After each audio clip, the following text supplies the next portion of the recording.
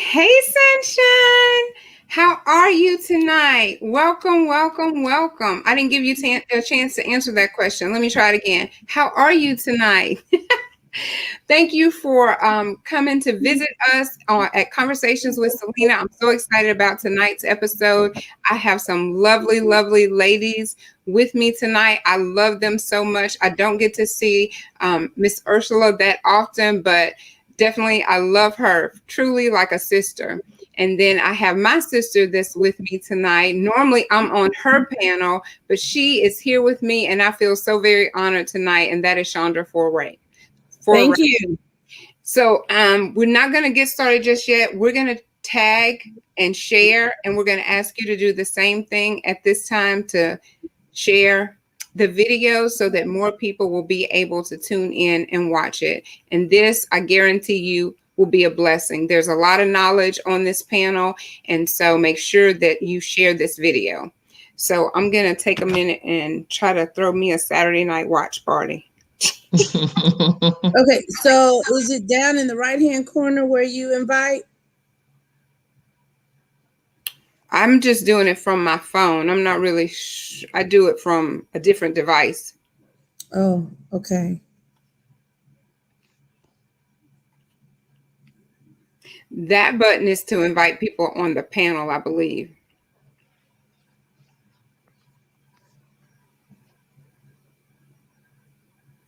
So welcome. If you're just joining, please take a moment and share this video. This live video. We're live and on time. We started at 8, so don't be late. That's what I put on my flyer. We going live on time. I always can't seem to share like I want to, but it's on my page, but I'm gonna still try and share it. Let's see.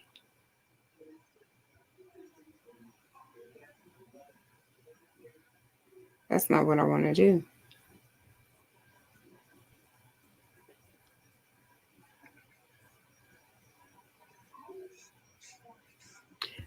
Ursula, I'm not even going to ask you, were you able to share it? I was about to say, Ursula, no, you are not going to ask me that. I was about to ask you, Ursula, were you able to share it? I passed on that question. Okay, I'm going to let you pass. Mm. Yes, indeed. So I know it's already on my page, but welcome, welcome, welcome. If you're in the audience with us right now, please say here in the comments so that we will know that you are here with us.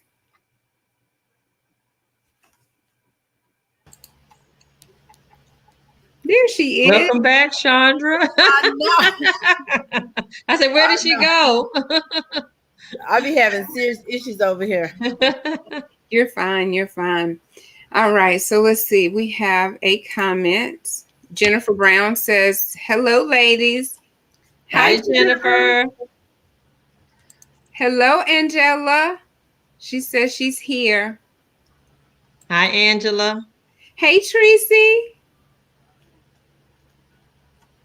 Tracy says hello. Hi, Tracy. All right. So we're just going to get in this and have just a discussion. I know that we have Ursula on the panel, we have Chandra on the panel, and I'm here. I don't know their experiences with depression. I'm sure that they will share anything that they believe in their heart that would be beneficial to you. So did I have some announcements? I'll make the announcements a little bit later because I just want to go ahead and get started. So last week, we had a segment on bullying. I found out 30 minutes before I went live that we had a young man right in Pearl River County who committed suicide after being bullied. Tomorrow, we're going to have like the second segment on that where the community formed a rally on his behalf. And his name is Gavin. So they formed a rally on his behalf. And they'll be with me tomorrow to talk about organizing it and just give us a little insight on what it was like to be in that environment. But before he committed suicide, I do believe that you have to go through a depressed state. And a depressed state will put you in a hopeless state, and you feel like there's no way out except to take yourself out. It doesn't go to that extreme for everyone, but I know personally I have dealt with depression, and actually today I asked some people that I came in contact with,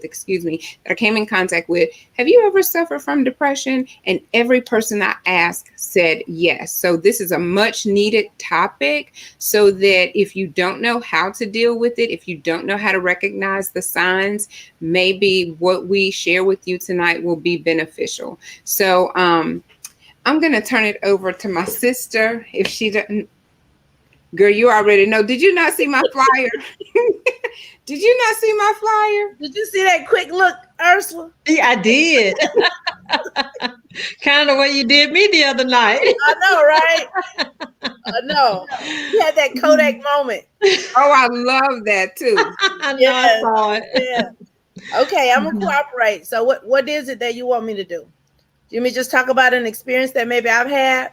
An experience that you've had, and plus I know you can't disclose names, but when you're dealing with people who are paraplegic, you've witnessed different phases of the depression that they've been through, and I haven't seen that aspect of it. And then with Ursula's experience, she has a different perspective of where she can come when it comes to depression. So yes, if you would share what you've seen, information that you know about depression. Well, I think honestly, I don't think there's not a person that's living that has not experienced some form of depression. So for me personally, I just think that I just kind of cope with things by just suppressing them and just keep moving. I don't think I'm ever like really, really down, because I think I'm probably good at covering things up and just not paying attention to it. And I'm always doing 50 million things at one time. So for me, it's just something that happens to me, but it's in the back of my mind.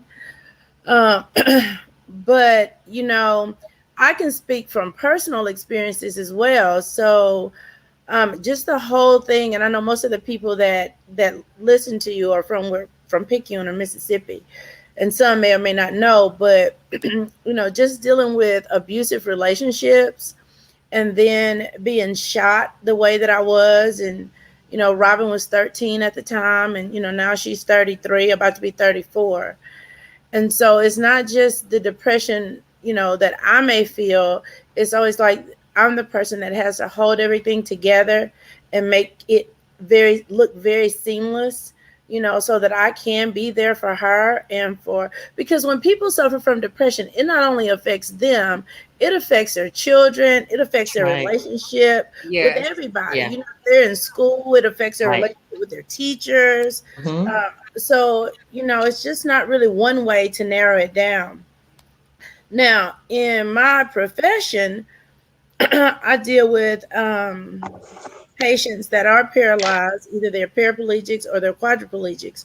Most of the ones that I have very few paras, but I do have lots of quads. And this one particular situation where this guy, this has been several years back, but he got run over by a forklift, and he was young. He was 20. His girlfriend was 21. They got married right before the accident happened. And she just really wasn't interested anymore, And so I know that as a result of that, alone, you're at the prime of your life. And so when that happens to you, it's like, what do I do? You're lost. So I'm always that one that's there with them. And I am so non-judgmental, and I think sometimes I share too much, but, my life is just an open book, guys, because, somebody was asking me today, you will tell it on live. You just say whatever. I said, yeah, I do, because that's what people really want to hear. They don't want to hear, something that is just all wonderful and a bed of roses, because it's not like that. Mm-hmm. Of course, we'd all like for it to be that way. And some of the things that we post on social media, it's just so superficial, and that's not real life. Right. Mm-hmm. And so we all have those times. And I have one lady that I worked with for a very long time, and she was a millionaire. Well, she still is a millionaire, and she's prejudiced. And she was at her beach house in Florida, and she had a little bitty dog, and she tripped over it, and she hit her head. I mean, she hit her chin, and she became a quadriplegic. Wow. So, so she had to come back into her home in Buckhead here in Georgia, and she had to get caregivers. Well, she couldn't get a Caucasian caregiver because she's so flip at the mouth. So all her caregivers ended up being black, every one of them. And it was just ironic that prior to that, her accident, she was so prejudiced, and it took her accident to bring her to a place that she never thought she would be. Um, but she does. She suffers from depression. She can't get going to her, high class friends and doing all the things that she used to do. When we take her out, somebody's got to stand beside her and feed her. She's embarrassed by that, but not only the embarrassment, it's the depression, knowing that you can't do any of those things that you did before. You can't talk down to any of the other races that you thought based on what you did before, because you're dependent on these people to take care of you, to turn you, to wipe your butt, to feed you, to do everything. So, but she's still kind of nasty. At times she is, but she does realize that she's got to try to do right to keep people to care for her. Um, but she goes through a very, very deep depression. She does. And everybody around her suffers from that. So she's got 7 caregivers to have caregivers around the clock. She's got 7. And all those caregivers, I mean, we have caregivers from Nigeria, Africa. They're from everywhere. Uh, they have to listen to her be just say anything because she's so depressed, and that's how she acts out. So my point in all this was, it just affects everybody that you're around. When her friends come over to see her, it affects them because she's angry. They're able to walk and talk and do all these different things, and she's not. She's got a Bentley, a Mercedes, all these things in her driveway, and she can't get in any of them. She had to buy a van to be able to, a handicap accessible van to be able to get around. So depression affects everybody. It does. She just told me one day, she said, Chandra, I just feel like if somebody would hand me a gun, I would just shoot myself in the head. I don't really see what's the purpose in living. So, we just have to be careful how we treat people, because we never know what position that we'll be in life. And yeah, I can truly relate. I mean, I could probably tell different stories all day long about some of the people that I come into contact with. Even with the guy that got ran over by the forklift, and the lady, the wife is not really interested anymore. The accident affected him in so many ways. And, one of the primary way it affected him, per what he told me, is that it affects your sexuality so much because, and I did talk about this on my live. The doctors try everything with the patients. They try Viagra, they try all different things. And so none of that worked for him. So, and this is kind of funny too. But so they gave him some injections. You have to take the needle, and you have to stick it in your penis, and you have to wait for it to get erect. So the wife was too afraid to do it. So they asked me if I would come to their house at 3:00 in the morning and inject. Oh my God. Oh. But see, I have such a good relationship with my people. They said, Chandra, you're the only person that we trust. Can you wake up and drive down here and give me the injection? And so my people are work comp people. So the adjuster said, Chandra, we'll pay for it if you want to go. But I didn't want to go. I didn't want to go. So he said, Chandra, please, you're the only one that we trust to do this. And so I say that because sexuality is such a big part of a relationship, and it doesn't have to be just because you're young. It can be at any age in your life. So different things make different people depressed. And And so when we have time on another show, I can share a whole lot of experiences, but today isn't that day. So I'm going to let Dr. Whitehead, I'm going to pass it over to her and let her talk on it. Chandra, you deal with a lot of patients who have the depression, and I deal with a lot of students at the school who have depression. And they when they get to that point where they're experiencing depression, they'll do things like self mutilate. They'll be cutters. They just kind of isolate away from all their friends and family, and they're just different. That's what the parents would say. She's just not the same. She's different. She just stays in her room all the time. They separate themselves away from others. Some of the older kids, they go to drugs and alcohol, to try to feel something because they just don't feel anything. They're just depressed. So you see a lot of that in the schools, and the kids don't really know how to deal with it. Celena talked about bullying. Sometimes that may have been a precursor to some of the depressed feelings that they have, or the change of friends. And you just go through a lot between middle school and high school. And I really believe that middle school is one of the toughest times, in a student's life. And I just know that, parents have to be real attentive to their children at that time. They're trying to identify who they are. They're confused. They're having psychological changes. Their bodies are changing. Everything is changing for them. And, they really need the support of their parents. And that's when kids really get off into these places where they don't know. They wonder a lot. They don't talk to their parents. They get into these depressed states. They make assumptions about their relationships with their parents, that they don't like them, or, my mom's this or my mom's that. They lose hope. They just think it doesn't make any difference. So why care? So I deal with a lot of that sometimes at the, ninth and 10th grade level. Students are just trying to figure out who they are, and it can really lead them into a depressed state. They stop eating, they'll lose weight, and they just feel worthless. And they'll just tell you, I'll ask them questions, and they're like, why? Nothing gonna ever change. They don't have any hope for a future, a hope for a better life. And, that's an awful place to be. So depression can really affect your life. And, you know, I was talking to someone, and they were saying they thought that somebody would have noticed some of the changes that they were going through, or that somebody should have noticed. And I think we get so caught up in our own worlds of things that's going on, and moving 900 miles an hour, trying to keep up with this world, that sometimes we miss things. So, it's really important to pay attention to your children, to your friends, to your family. If things start to look different, or they start to act different, we need to be aware of those things, to seek them out and ask them what's going on, and, figure out what's going on, to try to get them to the right places to get some help. Because if you stay in that state too long, they start having suicidal thoughts. Like you said, your patient, she said if she had a gun, she would just shoot herself, you know, or they find the control or comfort in food, and they eat a lot and get a lot, they gain weight.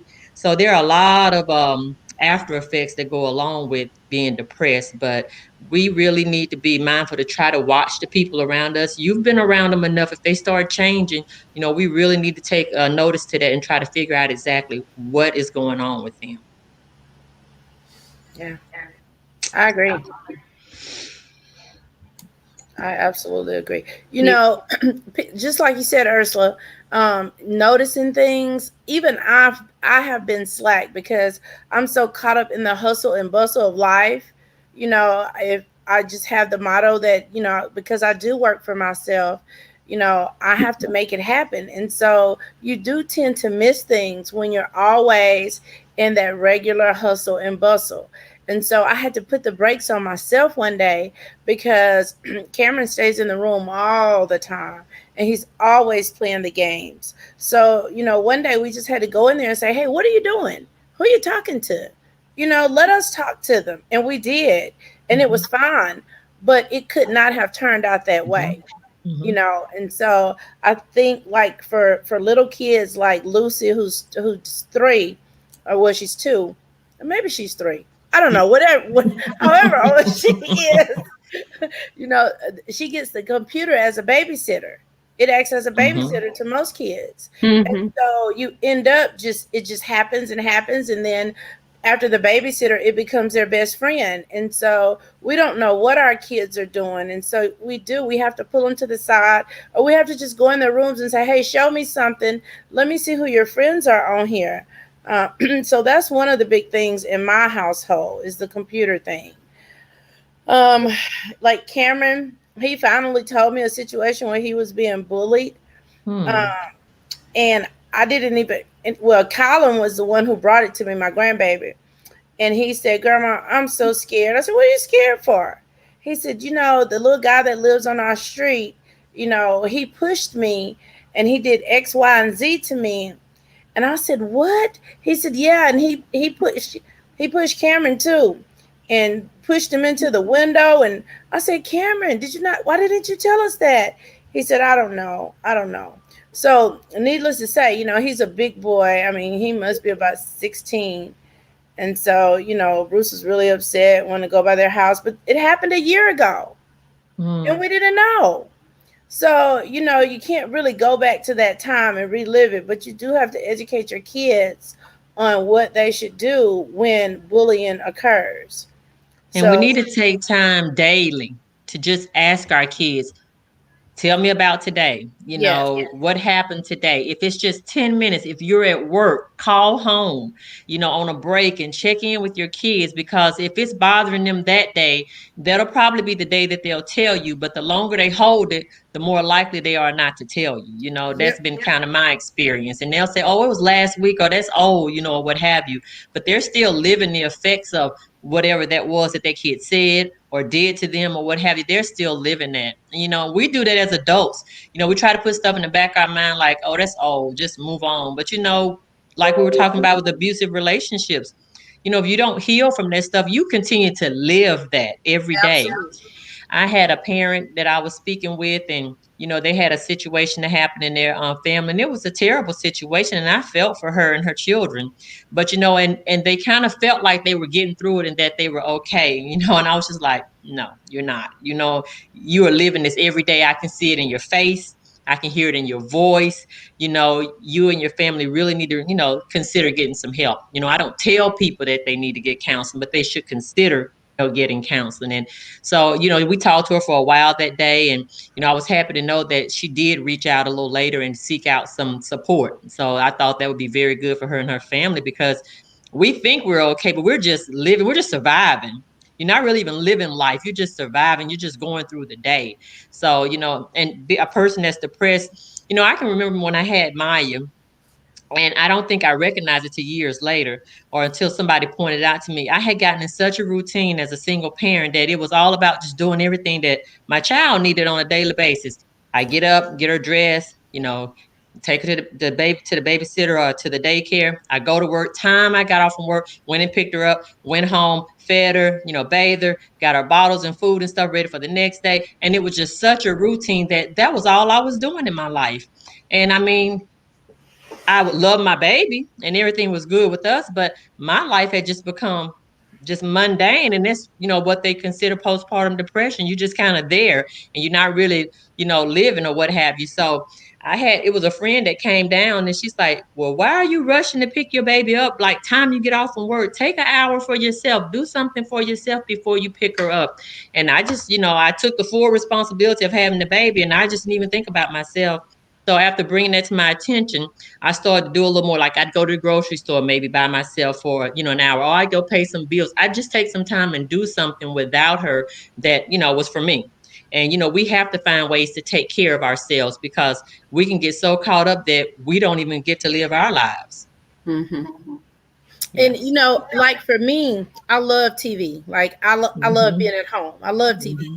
So, but I like crime shows. Mm-hmm. And it's almost everything that I went through in my life, I relate through it with television and the certain movies that I like. Mm-hmm. And so, if a man is attacking a woman and the woman had a gun, I swear I'm in the movie with him. I'm saying shoot him.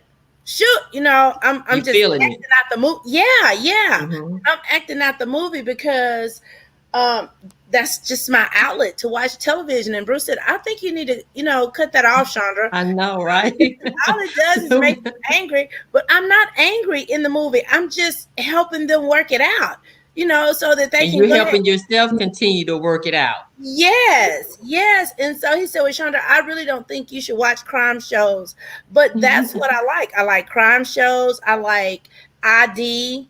I like unsolved mysteries, like all these different things. But when you really look at them and you reevaluate yourself, you really know that this is my therapy almost, Well, because I get that. yeah, because in the end of these movies, the women really do win. Well, not necessarily the There's some, women. yeah, there's kind of like some justice there, you know. Yes, Uh-huh. absolutely. So, I'm over here screaming and hollering and going on, acting crazy with the movies. So, but yeah, it is. No, you guys didn't know, but even when in the backyard, did you see the video where I shot the snake? You told me Yes. about it. I didn't see it. So so this big snake was in the garage. I mean, in the shed while we were in there digging through the Christmas tree boxes. Please stop. Get it. So he was in the Christmas tree box. So I told Tamara, I said, "You stand here and watch the snake. Let me go run in the house and get the gun." So when I got out there, I said, "Tamara, where's the snake?" She said, "I don't know. I wasn't going to sit there and watch for the snake." So by that time, I had to go in the garage in the shed and look out, peep around boxes and stuff. And so eventually I did see the snake. And so I shot him. I shot him a couple times at first. And so the neighbors came out and they thought I shot Bruce. And I said, they said, "Chandra, are you okay?" I said, "Yeah, I'm okay. I know y'all thought I shot Bruce." He said, "Yeah, we did." And I said, Wow. Oh goodness. so, but the snake would never die. So I just kept shooting him, but he just kept moving. And by that time, we had a large congregation of people that was in the backyard because everybody heard these gunshots. So I'm just shooting, and Robin said, "Mama, he's dead. You don't just have to keep shooting the snake." But I really meant that I was going to kill that snake, and I emptied that clip on that snake. But I think that it was just all the trauma that I've experienced in my life has been enough for 10 people to experience in a lifetime. Mm-hmm. So, if I come in, there was one day, because when I got shot, I was sitting in the car, but he was in the closet hiding. And then when Robbie opened the door, he just came out shooting the gun and ended up shooting me several times. So, when I think about somebody being in a closet when I come home, I don't like closets, And so one time Bruce wanted to surprise me and jump out the closet on me and say "raw," and he almost got killed. Yeah. Because you can't do that. Celena, what you laughing at? Just you. That's PTSD kicking in right there. Yeah, and I had to explain it to him. I said, "Listen, Bruce, that caused me so much stress in my life for so many years." I said, "Please don't ever jump out of closet and trying to surprise me, because one of us could possibly not make it out of this house." And so, Bruce really doesn't know how to cope with stress the way that he does. He feels like we shouldn't just talk about it. Don't talk about it. That makes you not think about it and just pretend as if it didn't happen. Yeah. So I try to explain to him that's just not how life works, and it makes people have unhealthy relationships. Right. Mm-hmm. Yeah. So we talked the other night about, you carry that stuff with you, and you live it, and you don't live that every day, but that situation brings it back up for you. And you have to kind of get yourself back grounded again, because it takes you out of yourself. And that's what happens when we have all these traumas in our lives. They affect us, and they affect our relationships, how we react around people, how we talk to our children, how we talk to people. And that can be unhealthy, and that can cause unhealthy relationships, which can just make your family and your friendships and all your other relationships so unstable. So you're right, Alice, that you have to kind of take a moment and get that together. And I'm glad you communicated that to Bruce, so he won't do that again. He won't do that. No, he would never. No, he would never do that. Never, ever. Yeah. And then let me just tell this story too, since we're talking about it. So because Robin, my daughter, for those of you that don't know, so for her, she was 13 when it happened. And so she follows him everywhere. I don't even know how she gets the information that she does. So there was a video online. I think it was a YouTube. I can't remember who it was through, but anyway, it was him talking. They were doing a presentation at the prison, And he was talking on the video about the classes that he had been in, and he was hoping to get out because he had got a life sentence. So they had a couple months later, they had a petition going around for people to sign it so that he could ask for what do you call it, parole, go before the parole board and ask for get a hearing before the parole board. And so they had all these signatures on the petition. So somebody sent it to me, but Robin already had access to it. And so everything, they had just left the house. Everybody was getting along. We were getting ready to go to bed. And then the minute that she heard about it, when she got home, it just destroyed her day, her life, her night, her week. Like, she just obsesses over it so bad. And then she's like, Mama, you're the only person that I have that really understands this. And she'll call me and she will stay on the phone for hours wanting to talk about that. And she's like, well, Mama, how do you cope? Why don't you worry like I worry? And I have to tell her, I can't allow myself to do that because there are so many people that I have to take care of and that I'm responsible for, But if you feel that you still need to go to counseling, she says, no, I don't feel like I need to go to counseling. I just really feel like he should stay there for the rest of his life and never be able to get out. Okay. So then I said, okay, well, Robin, if you feel like that, tell me this. I said, let's just say the role was reversed and it was your dad that was in prison and he had killed somebody. Would you want him to get off? And she said, yeah, I would want him to get out, but I don't want him to get out. And I said, but see, you can't be that way.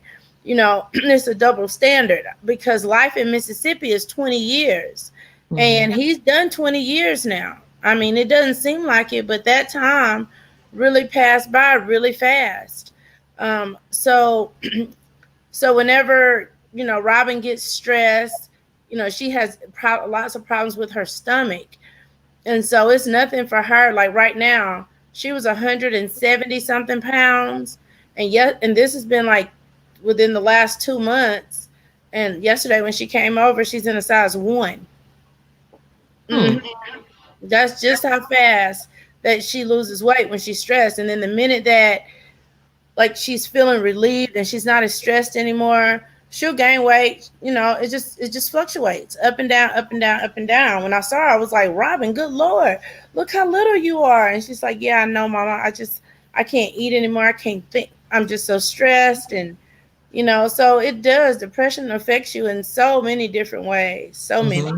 Mm-hmm. So, I mean, and for me, like, I think I eat a lot when I'm depressed because, I work for myself. I'm here on the computer all day, kind of like working from home. You're just sitting there, you munching and you eating. And then before you know it, girl, I got up to put some shoes on. I didn't realize how fat your feet get when you gain weight. I could wear the left side, but I can't wear the right side. And that just don't look right.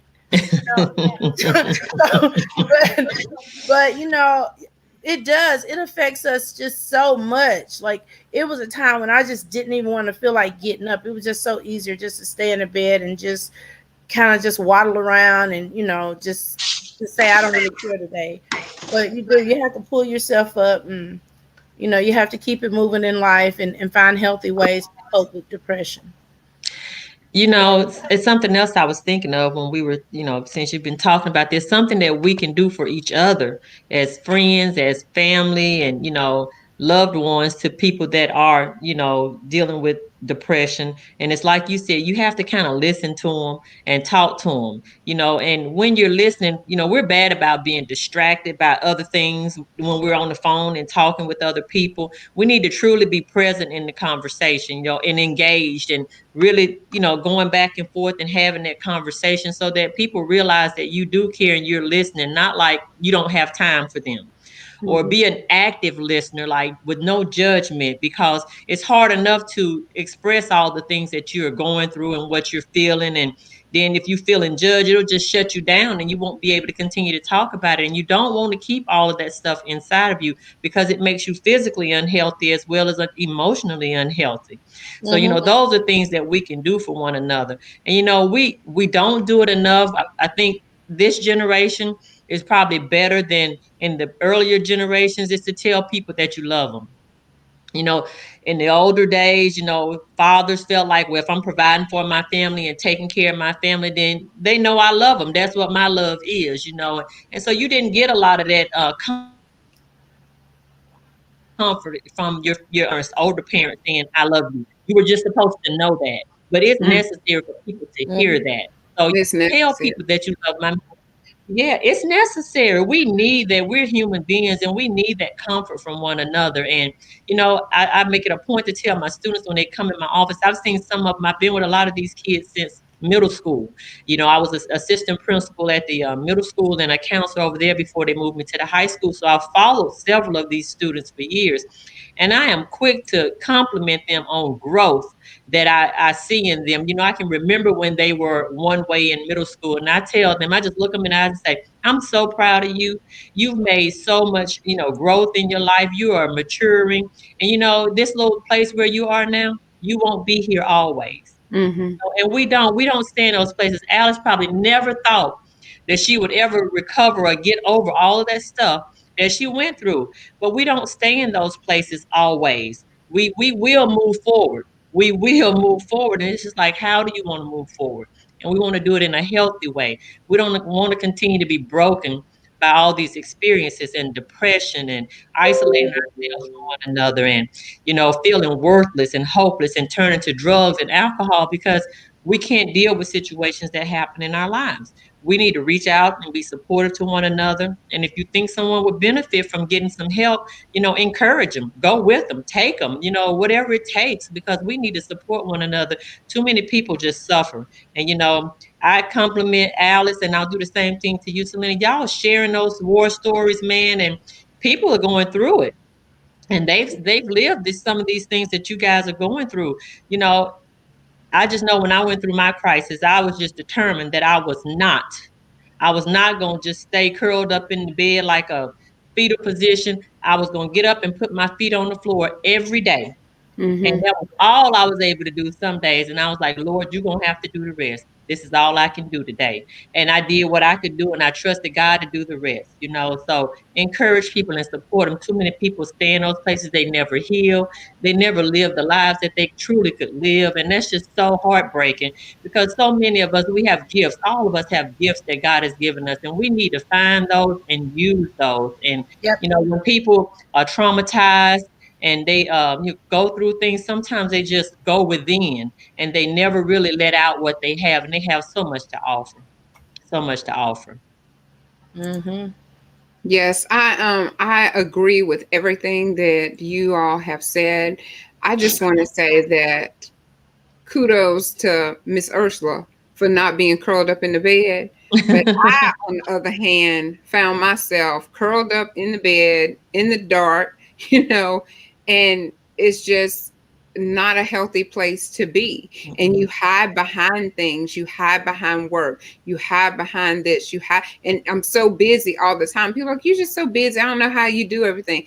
I don't either, because if I complete something, one thing, or even before I complete it, I've added something else onto that list. So it keeps me so busy that I don't have time to think and be settled in the thoughts that I used to have, because you have to learn how to take the thoughts when they come of the past and dismiss them, really and truly, not act like it didn't happen. That's not what I'm saying. But you almost have to dismiss them and replace it with something positive. When you take out the trash, you put a brand new liner in the can.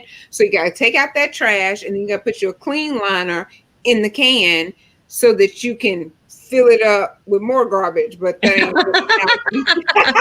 But the garbage will come back. It's just Something else.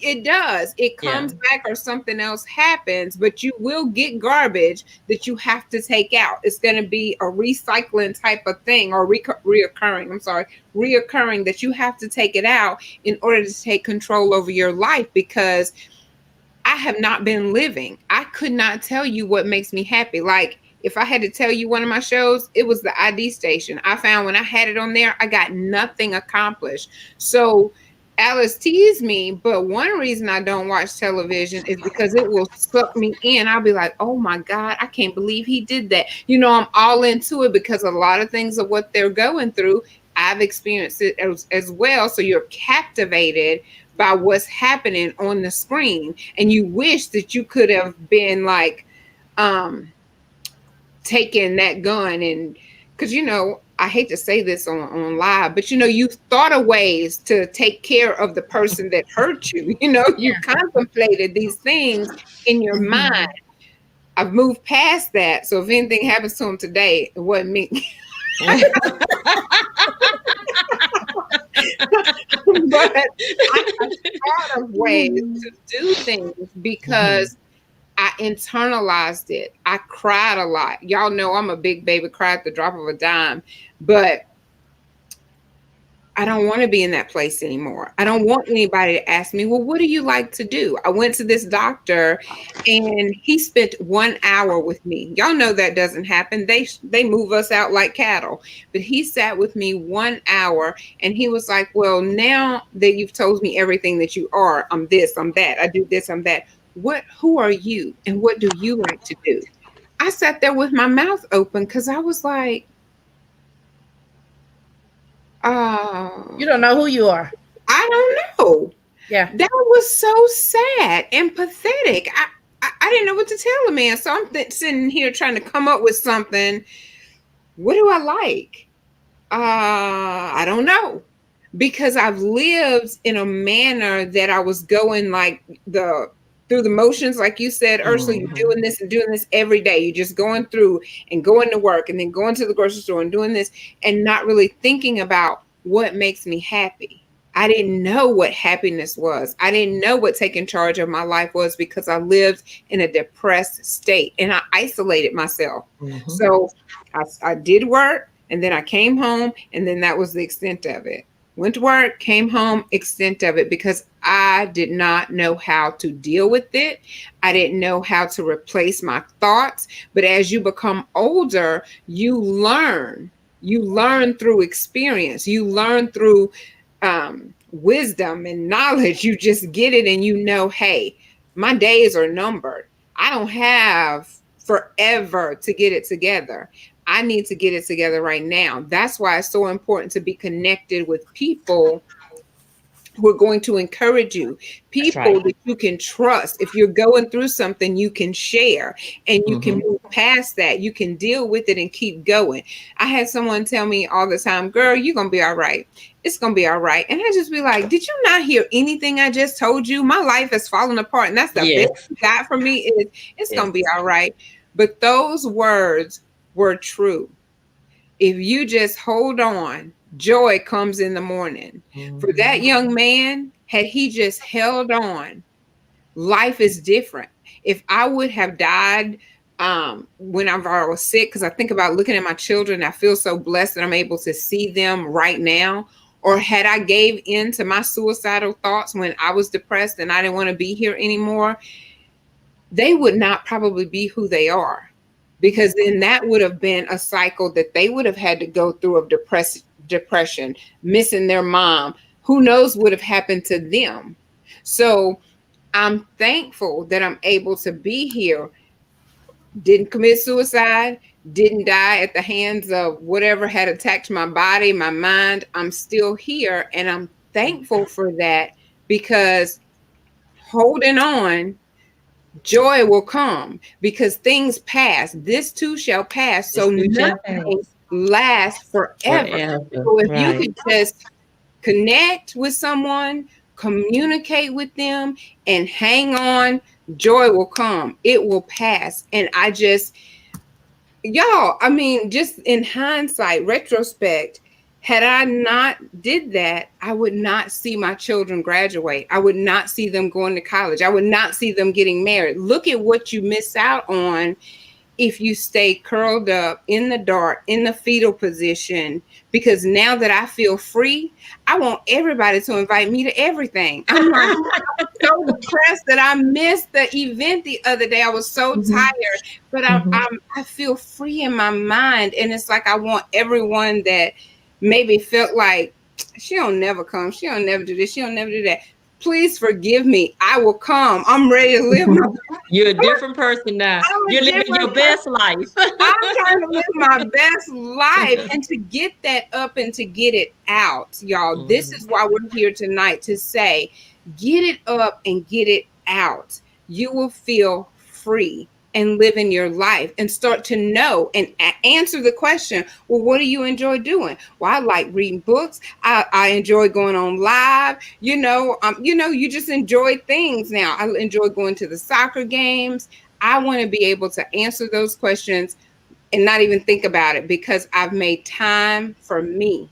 So that's all I had to say because I wanted to say about that curled up in the fetal position. I was a whole bunch. Chandra said a bunch of things that I wanted to talk on, but I can't even remember now. I know we all over it. I want to say something. You triggered a thought for me when you were talking about, take out the garbage bag and get a new, liner to put in.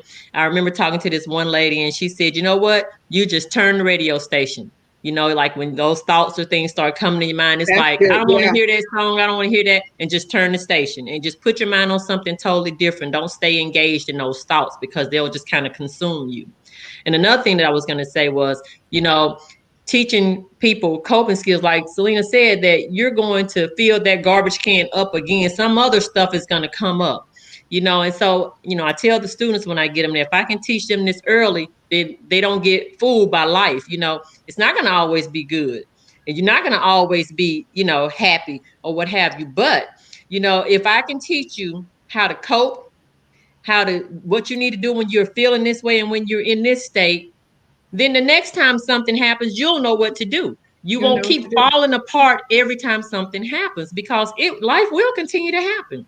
It is But going you to don't have continue to to happen. give it a seat and give honor to it and just just live in it and just keep reveling in it. You learn how to get through it and you get through this situation, and then another 5 years or something else may come along, but it won't hit you as hard because you're developing what I call coping skills.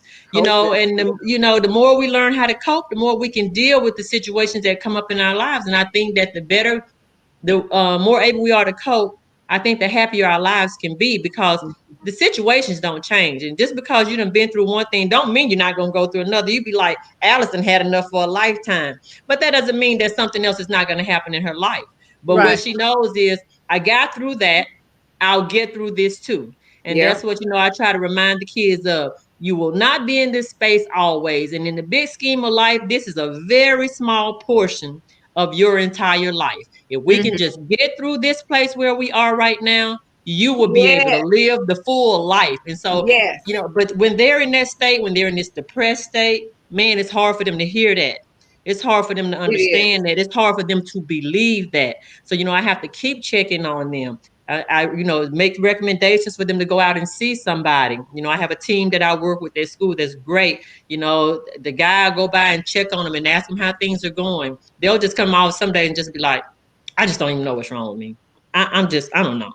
I don't know. And, we just have to sit there and kind of talk through it. I mean, and that's what we need as adults as well as children. Someone who we can talk to that, help us and encourage us and be active in listening. Don't Hmm. just sit there and I get through talking and you can't wait on me to finish saying what I got to say so you can say your thing. You know So what I'm you, saying? I've had those right. kind of conversations before. I'm sure y'all have. I Yes. mean, you're on the phone with your friend or whatever, and they're saying something, and you can't wait till they finish because it made you think of something. Now you want to say it, but we need to Hmm. be actively engaged in what's happening with the person that we're talking to, and be attentive to their emotions that they're going through when they're talking through it. Because what may not seem like anything to you could be deeply devastating to them. So you really need to listen and understand and kind of know, oh wow, that sound like that's really affecting you. You really sound like that's hard for you. I mean, acknowledge things that you recognize and help them. Like you said, somebody told you you're gonna get through it, it's gonna be okay. you know be supportive and encouraging. And if you don't feel like you're the person, help them find the person. If they want to go to, a Christian person, a spiritual mentor, or to a preacher or a pastor or a first lady, to a counselor. I mean, there are lots of avenues to getting support that you need. And I think the important thing is to just get to somebody that can help you. Yes, yes. And I was gonna say something just now. Now I always lose my. We do. Yeah, I'm so bad for that. But you were talking earlier about this is how a lot of people turn to drugs, Mm-hmm. for whatever it does to them. So I know this is going to be a little bit funny when I say this, but I can understand how drugs how people turn to drugs because it makes you so high that you You just can't feel and remember. you don't you're numb. Well, some people numb. So let me tell you this story about me. So, and I don't think I've ever told you to this, but a couple of months ago, after I got over COVID, I got sick, really sick again. Well, I didn't get sick again. After I got over COVID, I was really sick with COVID. And this was just a couple days later. So uh, Bruce had came in, and he always buys things. He's obsessive with buying stuff. So he had bought lots of little snacks for Cameron. So he wanted to talk to me, and I said, I'm on the phone talking to Mama. And he said, well, I wanted to tell you something. I said, well, just wait. Just wait. Tell me when you get back. Because, Mama was just going to keep talking. So he said, well, I got this stuff I want to talk to you about. I said, okay, Bruce, let me just finish. So he left. I sat on the phone with Mama. And before I knew it, I'm just snacking. Like I said, when you're doing something, it's sitting there. You told me that. Girl, listen. I did not know that those were marijuana gummies. And I got so high because you're only supposed to eat 2 or 3 of them, but I ate the entire bag because I thought they were gummies. And so, I do have a potty mouth, but not when I'm talking to my mama. So I was able to recognize that, hey, something ain't right because I'm just cussing in front of my mama. And so she was like, are you okay over there? And I said, Mama, I'm so smart. She said, well, yeah, you are smart. And I said, no, I'm really smart. I said, I can count all these popcorns on my ceiling. And she said, okay. I said, and my hands and my arms are moving so fast, like my whole body just feels like it's just speeding up and it can't catch up to me. And then I started cursing and I was saying, my hand won't stop moving. Mama, my hands won't stop moving. So Mama said, I'm so nervous. Are you all right? I said, I'm just doing all kinds of things. Mama, I don't know, but I'm fine, but I'm just smart. And she said, Lord, I think this girl has had a stroke. So they sent for the ambulance to come get me. So when the ambulance came and got me, my neighbors, everybody was outside, and they thought that I was being transported because I had a flare up from COVID. And so I remember that when my neighbor said, Chandra, I'm going to pray for you, okay? I said, you better pray for yourself because I'm okay. So it was like, so, looking back on all that and realizing how high I was. So when I got to the hospital, the doctor asked, is there a psychiatrist that I see? Because I'm just having a mental breakdown. And I told him, man, I'm not crazy. I am not having a mental breakdown. Are you crazy? And so they really thought I was crazy. So they put in for a psych consult because I was so high, like it wasn't coming down fast. And so there were episodes during that whole process that I would turn back into my regular self. And I said, listen, I said, I am not crazy. I said, but this thing that just keeps overwhelming me. I said, I'm a nurse. I'm not crazy. I've worked at this hospital before. I said, please believe me. I said, it's coming back on me. I could feel it when it was getting ready to come back on. So eventually it wore off. And they wouldn't let anybody in with me because of the COVID. So Bruce never got any answers because I was so high in the hospital. I couldn't even talk on the phone. And so finally they called him to come and pick me up. And he said, Chandra, I'm so worried. What happened? And I said, I don't know. They said that I was high. The doctor said you were so high. It was like a person being on meth. That's how high you were. It was probably as high as you could get. And I said, well, that can't be true because I don't use drugs. And he said, well, were you somewhere where somebody could have put something in your drink or something like that? And I said, no, I don't know how that could have happened. And so they had to report it all to my primary care doctor, like, like I'm a kid, but I didn't care. So my primary care doctor called and he asked me if there was anything I want to talk about. I'm like, no, I don't want to talk about nothing. So I'm smart. I'm smart. Yeah, I don't want to talk about nothing. And so Bruce said, he said you were high. I said, yes. They said my body was so full of marijuana. He said, Chandra, you know that candy that I had brought and sat on the nightstand when you was talking to your mom on the phone? I said, yeah. What about it? He said, did you eat it? I said, I ate the whole bag. I know it's for Cameron, but yeah, it was good. He said, Chandra, those were marijuana gummies. I said, oh my God.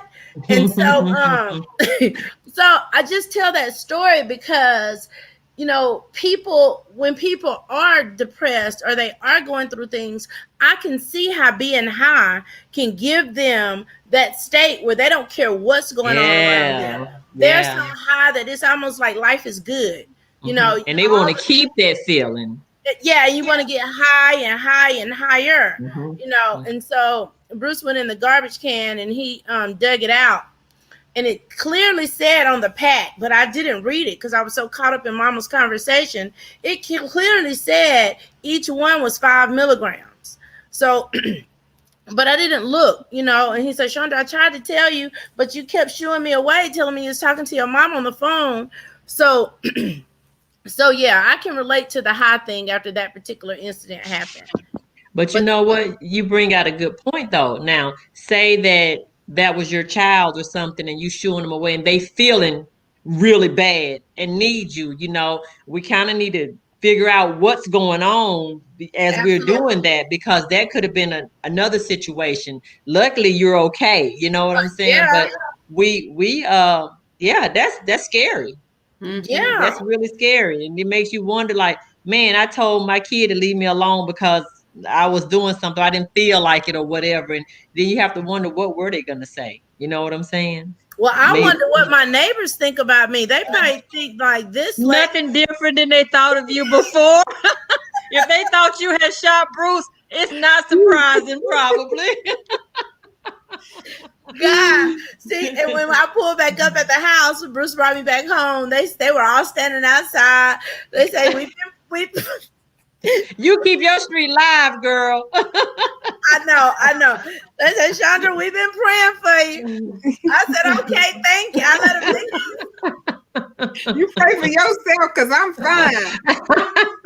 Girl, you are entertaining. You hear me? You can just make people smile. That's what my neighbors say. Yeah, they say the same thing. Mm-hmm. But a lot of people, I like that you guys, especially Celena, she's been on our lives lots of times, and you've been on there, Ursula, and people call me because it's good to be open and honest, because people call me and say, listen, are you guys still going to be on, or what's the topic going to be? And today, Ursula, one of our classmates who we probably never would have thought about, called me and said, well, they texted me and said, I went back and watched some of your videos, and, if it's okay, can I join y'all on the next one on Tuesday? Because I just think that that's so good to be able to be on there and be so honest about things, and, just real, and not pretending as if, you live in this life that don't exist. Mm-hmm. So, and some people need that. And I think, we'll see on Tuesday night. Y'all will get to see on her on Tuesday night. Well, and it's the same thing that, I can't remember who said it the other night on your live. You don't know my story. It was Tony, I think it was. Tony.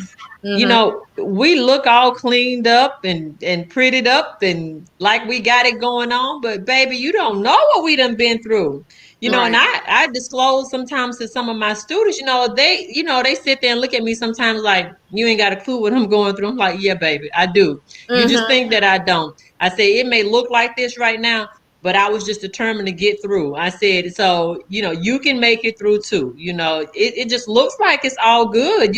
We look like we're doing great. People think we've never experienced anything in our lives, and that's definitely not true.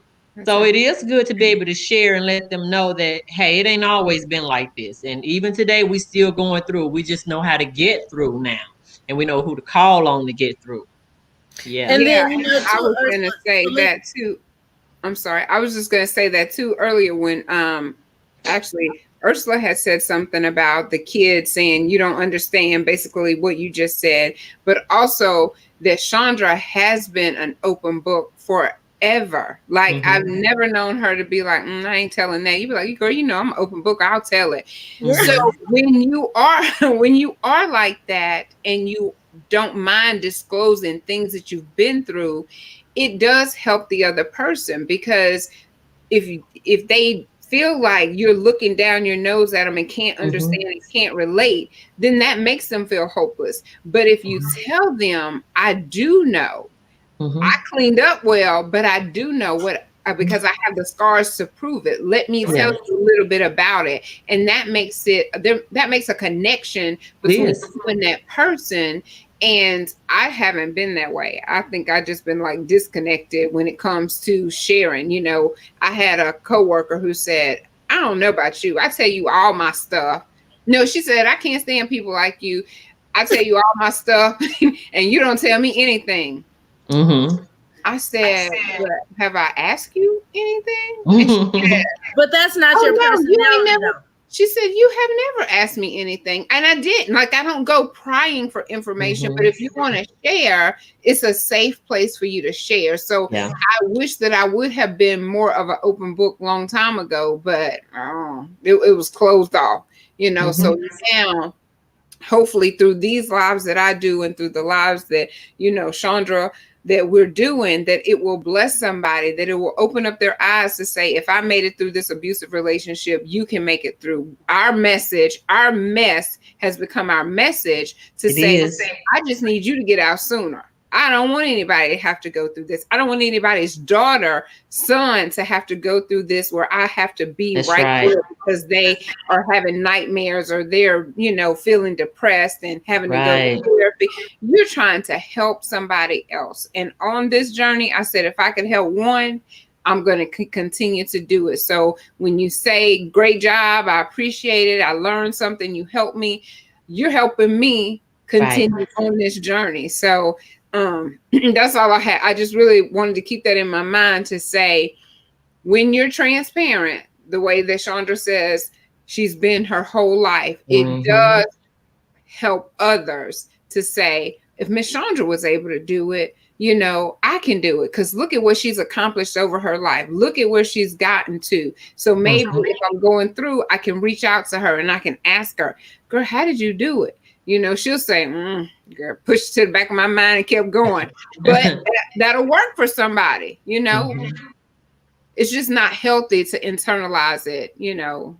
But, you know, Celena, on a couple of lives back, I think I had, and we talked about domestic violence. And, you know, when I do tell my story or somebody else goes first, it kind of sets the tone for everybody else. Because one of the questions that we asked was, what was your first experience with domestic violence? And I think everybody on that live actually put something. I remember the first person I saw, she said a slap, and one said verbal abuse. And everybody just started chiming in with all the things that they had gone through.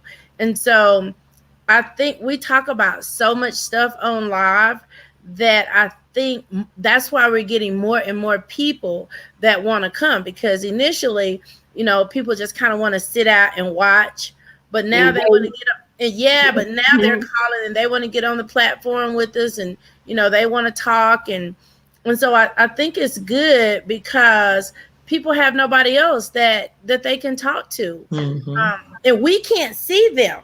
They see us, and we don't see them. So it's like you have some type of security that you feel.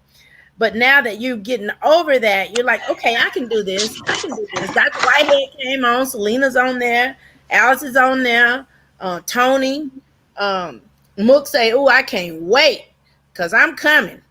And so, you know, Enoch called and he said, hey, I want to be on there. And I mean, lots of people have called and said it, but yeah, I think that we do a great benefit. And I think So Celena always wraps up her part with it. So I think, Celena, we've been like done part 1, part 2, part 3. How many times? I don't even know. Yeah, but it's not just like it's redundant. It's always information that people are intrigued about, because Celena shares her story as well about having to live in a shelter and do all this XYZ.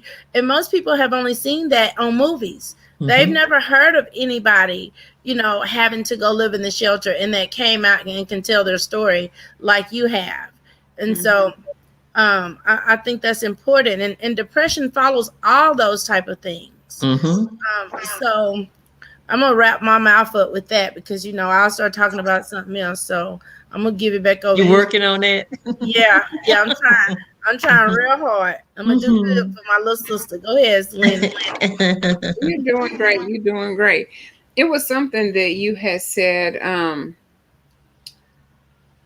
I guess some of the depression for me personally, some of the depression that I think that I felt, because I did not know how to deal with it and I didn't have boundaries, and like it seems like offenses happened on top of offenses, and the junk just piled up. You know what those homes look like on Hoarders? If you could see it, that's what it looked like for me. Just a bunch of junk all piled up on top of junk, on top of feces, on top of urine, on top of everything. It just was so cluttered in my mind, and I did not know how to process it, that the depression just settled in. And if you're not careful, you'll live in a pity party state. Like for me. And of course I'm like, why this happening to me? Well, who else would you want it to happen to? Truthfully, no one. But you're like, why am I going through this? So I'm just glad that I was able to eventually, it took years and it took work, but get out of that place and get out of that space up in my own mind to where I can push forward. I went through the motions. I was a functioning depressed person, I guess, if that's a thing, because you know how you got the functioning alcoholics and the functioning functional dysfunction. Yeah, I was functioning dysfunction. So you make it through, and that's what we're here to tell you, is that there are signs. Let me see. We'll say sometimes that, why us, or why me, why not you? Ooh, girl. I remember years ago, I mean, this has been so many years ago, but Celena and I, we would talk on the phone all day and all night. But it was this cat, Celena, that we saw somewhere. I don't remember where that cat was, on the computer or where. And his hair was sticking all up and his fingernails. And you sent me a message and said, that's how I feel in my brain. That's me on the inside of me, just screaming, want to come out, but can't come out. You know what I mean? Yeah. I remember that, and that's been years ago. But y'all, a lot of what we go through is not necessarily for us. And it's not really about us. We go through things so that, like today, we're out there sharing and helping and hoping save some lives, transform some lives, and change some lives, inspire some lives, inform some lives. We're hoping that what we've been through in our stories, that, we use them to help somebody else. So, Alice being as transparent as she is and opening that door up for so many others, I mean, that's truly taking what you've been through and using it to try to help other people. When we keep it inside and we feel like we don't want to share because we don't want to feel that guilt or shame or embarrassment or whatever it is, then that's not helping anybody. We're just actually modeling to them that that's what they should do. And all I want to model is how you keep getting up and keep moving forward. Don't get stuck, and surely don't go backwards. Don't go backwards. Amen. And reach out and get help, because I know, like, really, depression, I think the Depression Awareness Month is May, but there's always help available. Each month there's something different. And so we try to hit on it, even though this came before May and probably will come in March and April and June and July. It's because it's a thing. It's a true thing that people are dealing with this depression, and whether they turn to the alcohol or the drugs or the food or sex or whatever they turn to, it has to be dealt with in order for them to truly live, their best life. I know for me, I'm like Chandra. She says she turns to food. I definitely turn to food. It's comforting. But when you finish, the problem is still there. The thoughts are still there. It's just that moment you're eating the food, you're feeling better, but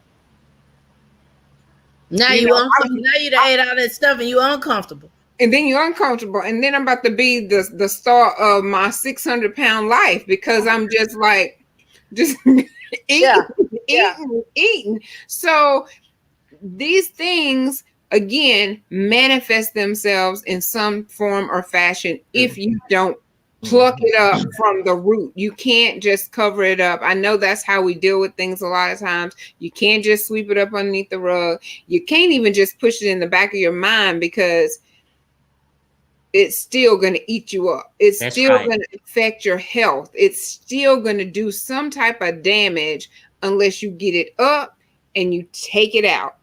That's called healing. And that's called healing. Mm-hmm. And I would venture to say that, with COVID, one thing that I noticed when we were all talking, when we talked about whatever we went through, we all had a common thread, which was work. We all could go to work. And then for some hours of the day, we were disconnected from all the other stuff that we were doing. And then we came back and we were back in the stuff. But we did have work. You think about COVID now and the number of people who've lost their jobs. You think about the lack of contact that people are able to have these days and how isolated they've had to become. I really think that we're probably lucky and blessed in this part of the country that we're not seeing it as rough as some of those larger cities. I can only imagine the type of things that they're dealing with, not able to leave their homes. And then they're worried about food and all of these things. I'm sure depression, anxiety, and all kinds of other mental health conditions are kicking in and, really causing a lot of damage for people. I know that Memorial Behavior and Gulfport Memorial, all those different places have hotlines and things set up where people can call in if they're dealing with anxiety and depression and things. And maybe the next time, Celena, I can get you some of those numbers that you can post that are local. But we know that there are national hotlines, help hotlines that help you with a lot of different issues that you're dealing with. And they will help connect you to the local places that you have in your state. So that's a key thing, is to get some help. If you have to start with a friend, start with a pastor, start with a parent, a sister, or whoever, ultimately we do want them to get that kind of professional help that's going to help them to heal, because that's when you can really move forward and, kind of leave that in the past. And our topic, Celena, y'all know you were on with us, you and Ursula both. So our topic next week on our live is, what is something that you feel like you need to say or you've wanted to say, and just kind of get it out in the open. And so somebody called me yesterday and said, Chandra, I got so much shit I want to talk about. I don't even know what to list first. She said, some things I want to say, but some things I can't say because I'm too embarrassed to say them. And I said, just say whatever you're comfortable saying. Don't put yourself in a bad situation. She said, but I've been through so much. I said, I know, I understand. But let's just do one thing at a time. And so, we kind of pondered together like what she really wanted to talk about, and, just kind of came to a happy medium. But people want to know, like, how can I fix me? Mm-hmm. How can I fix this so that I don't have all this shit that I want to talk about? I'm in a position now where I've talked about it. I have began healing, because sometimes I don't even know if you completely heal from the depression, but you're able to function and you're able to lead a good life. So I do know that you can do that, because I'm definitely, I'm it here. I'm the poster child for it. So so it'll be interesting to see on Tuesday, who shares what. So and sometimes you got to be careful. Like they're full of what they really want to share, but you can't. Sometimes I'm going to say it's probably not wise to say too much too soon, or else you'll send yourself right back in a worse state of depression, because when you're telling things, you're reliving those things sometimes until you start that healing process, and go through it all over again. You're like, oh my God, this is uncomfortable. Why did I even start this? And I know I've asked myself that too. I'm like, I think I just want to go back to the bed. Maybe I shouldn't do the lie. Maybe I should just go back over there and put my head up underneath the covers and just go back to sleep. But No, I think ma'am. about Alice talking about, don't nothing come to a sleeper but a dream. I'm like, oh my God. And sometimes it's a And that was a nightmare sometimes. Yes, absolutely. She'd be in my ear even when she's nowhere around. So I'm like, okay, you can't do that anymore. You got to get up, and you can't get a lot of sleep either, because nothing She is comes relentless. but a dream or a nightmare. But listen, on a different note, let me just change a little bit gears. On a different note, once you get up and you start moving around, your brain starts to think, and you come up with things like, I never thought of that. One day I was just up moving around, and I said, you know what? Everybody's asleep. Let me call the credit union and see about getting my car refinanced. And I did. And I was able to cut down like on a lot from the car payment. It reduced it significantly. But it's because I'm up and my adrenaline is moving, and I'm thinking, and I'm doing this and I'm doing that. If you stay in the bed all day, what's going to really come to you? How are you going to benefit? You know what I'm saying? That is a sign of depression. Yes. Yeah, so we want you to get up. And that's not keeping it moving. And that's one of my mottos. Keep it moving. I'm telling you, until you can figure it out, or until you get to that place, keep it moving. Do not get stuck. Do not get stuck. I was stuck. I'm not stuck any longer. I'm getting up at 4 o'clock in the morning on Saturday and Sunday. Yeah. You see, Xanthia said she loved that Ursula. Who is? I didn't see it. Is that Xanthia? I got my contacts and I still can't hardly see y'all. I'm sorry. I see that I love that Ursula. Yeah, I saw that earlier. Yeah, I appreciate that. Yeah. Are you reading comments, Celena?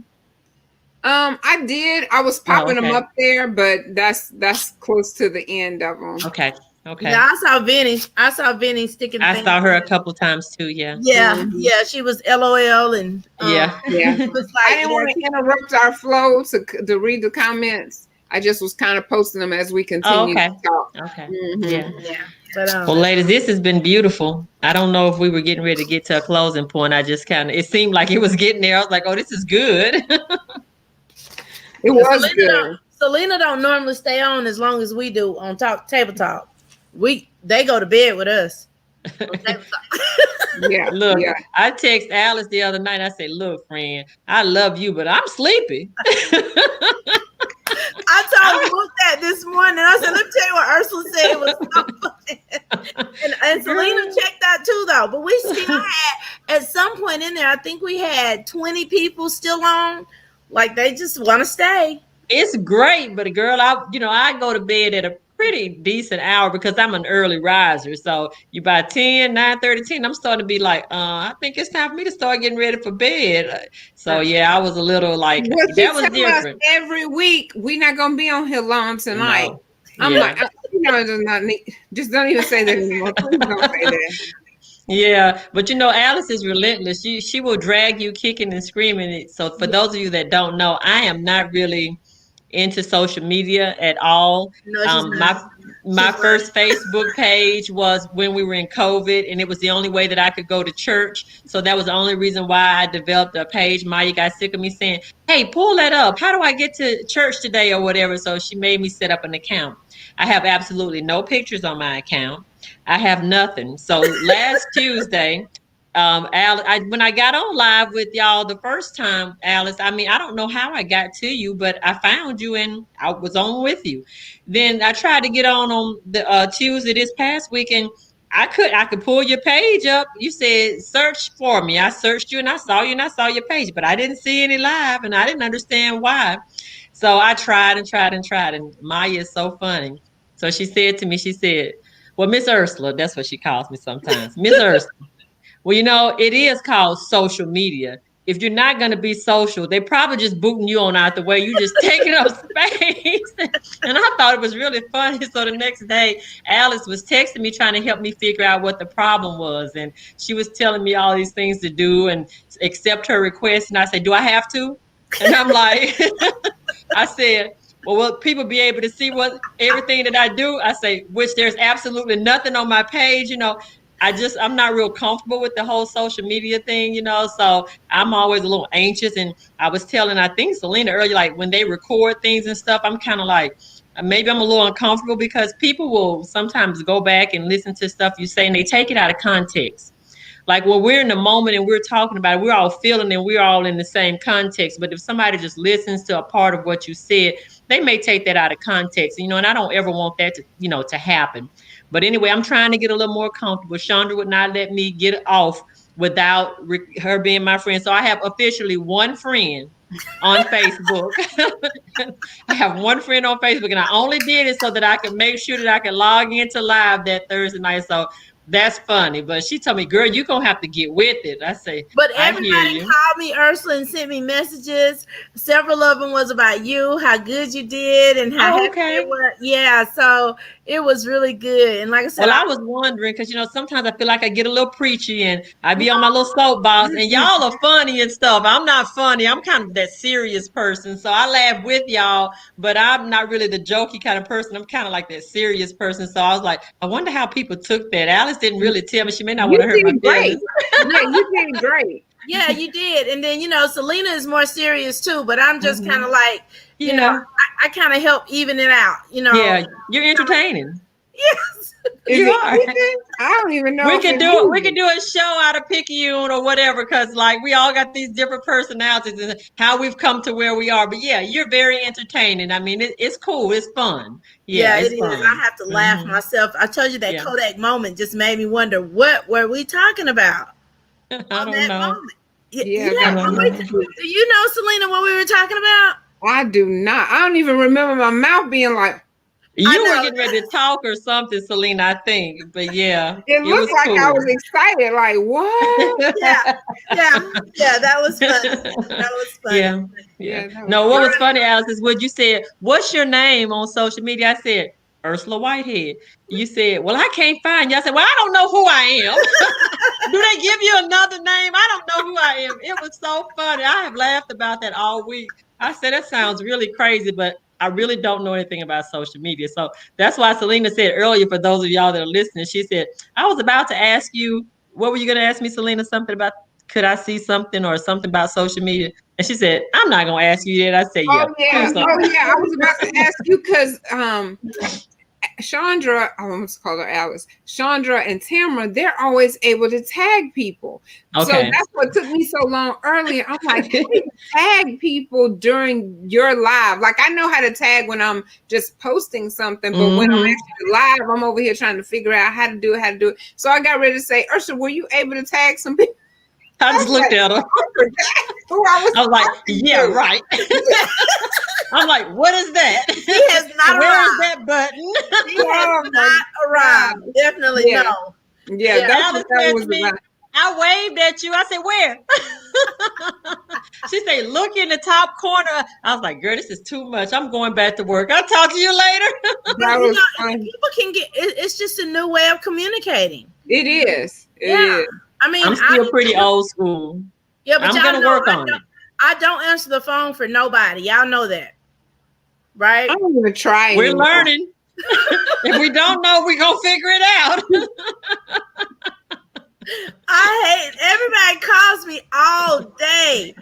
So yeah, it's just a new way of communicating. If nothing else, y'all know y'all will see me on Tuesday and Thursday on Table Talk. Yeah, that's why I guess I have to just stay on Table Talk. Yeah, just 10 hours.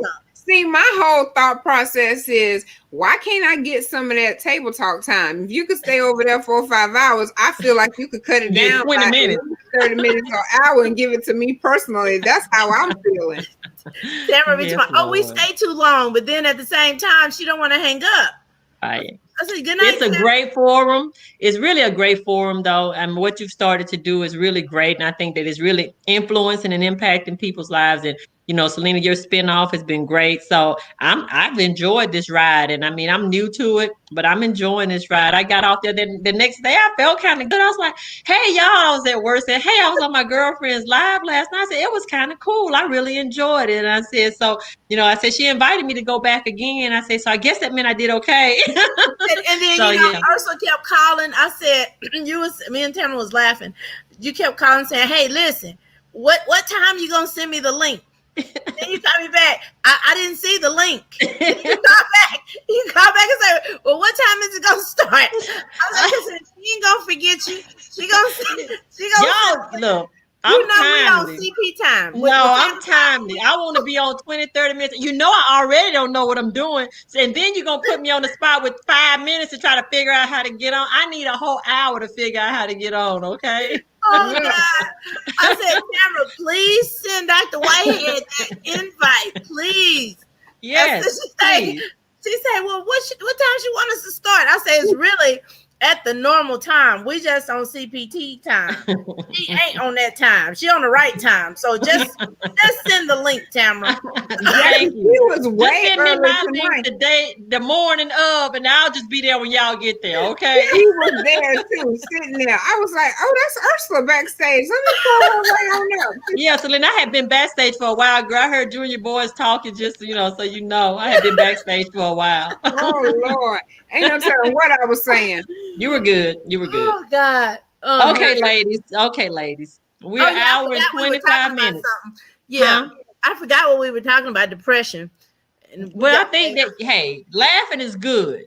Absolutely. Laughing is good. That's healthy. Laughing is good. And I'm glad to be able to laugh a little bit sometimes because we do take life too serious sometimes. So laughing can be good. But Celena, you want to tell them some things that we want to wrap up some depression things before we start to go? I just kind of took over you. I'm sorry. Lee did that too. I said, Lee, that ain't how we do it. She's like, oh, girl, I'm sorry. I thought we was ready to go to bed. Like, no, I'm sorry. Look, I feel like we've covered the things that we wanted to cover. And, I don't like to linger with people's, time and stuff. But if people are asking questions or want some answers or anything, great. But I think we're just having fun right now. That's why our table talk lasts so long. I know. Yeah. Everybody trying to order pralines or pralines or however you say it. Everybody kept saying I was saying it wrong. Yeah. Yeah. You know how to say it. So I did get this number. If I could see it, I need some new glasses. Let me see if I can pull it up. It is the depression hotline. And it's 1-866-306-3026. And that's the depression hotline. 866-306-3026. And just bringing awareness about the depression and letting you know that you can get help and to open up and look at how we're able to laugh. We're able to laugh. We're able to move forward, but it does take some effort on your part. Nobody's going to come pick you up out the bed and say, let's go. You have to say 1, 2, 3, like Chandra, 1, 2, 3, and jump up. That's what she used to do. I still do it. And you have to find your own thing, whatever it is. Maybe your favorite song is your alarm that says, oh, okay, that's my time to get up. But you got to get up and you have to keep moving because this life is so short, but it's so beautiful and it's meant to be enjoyed. Not just you're just existing through life, but you're actually living and loving the life that you've been blessed with because somebody didn't wake up today. But if you did, it's your job to make the best out of it. You owe it to yourself.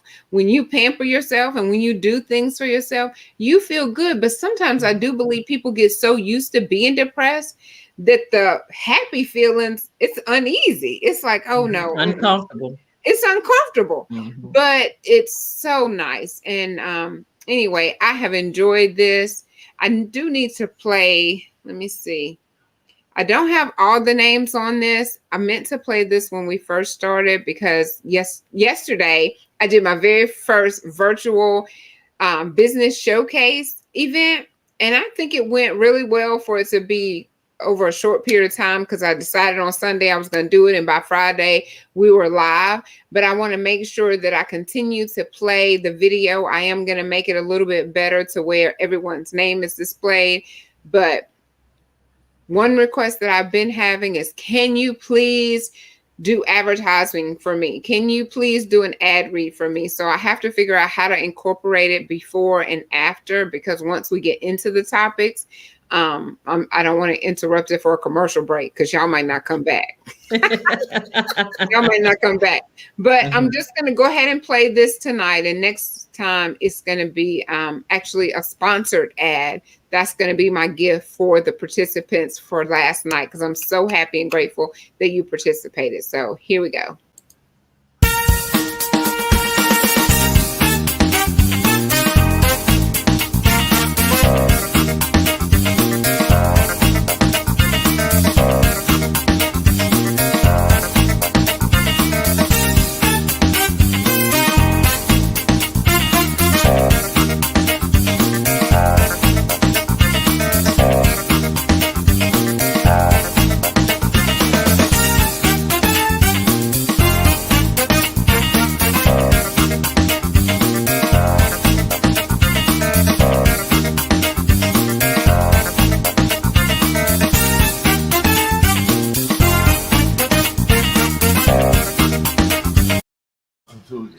All right. That was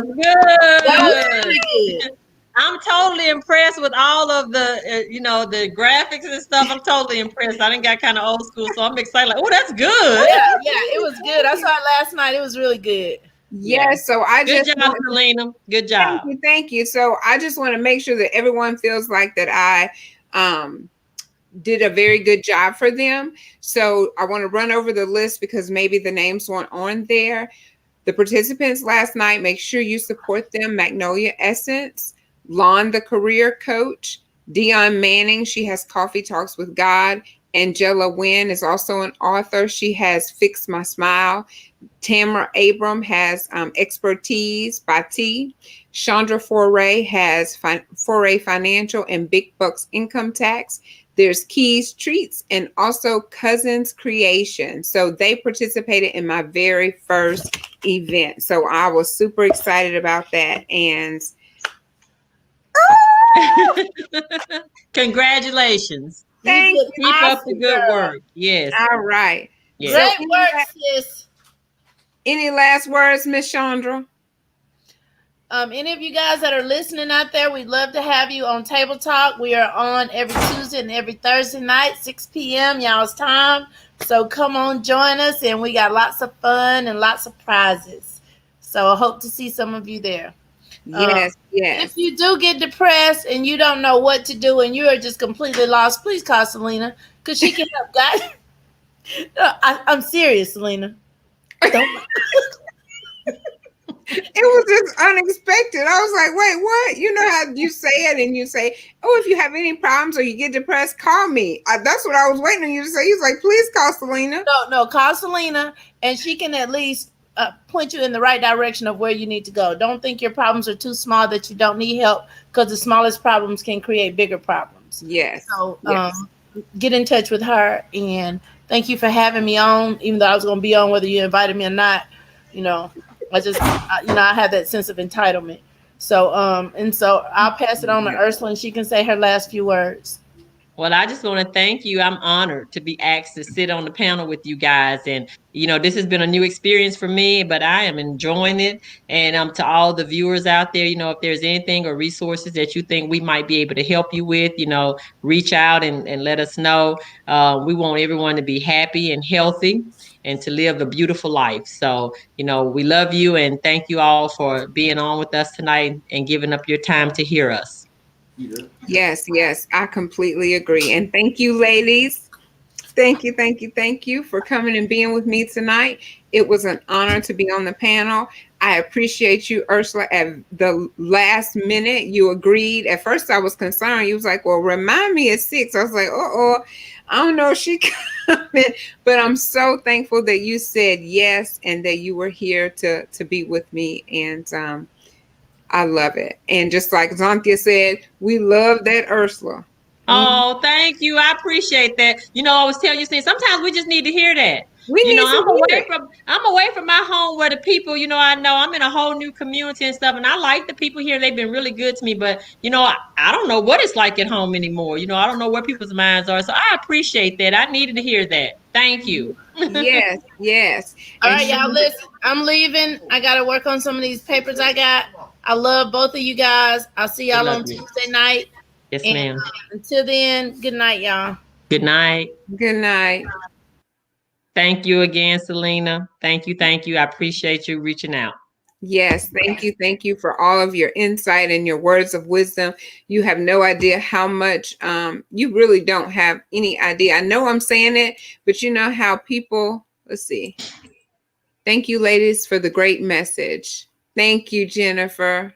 Thanks, Jennifer. You know how it's like you really want the person to know how much you appreciate it and enjoyed it. Like, I really enjoyed your words, and I'm thankful. And when the Holy Ghost leaves, it's time for us to leave too. So I understood exactly what you meant, because he just exited To like God be the 15 minutes ago. So it's time to say good night.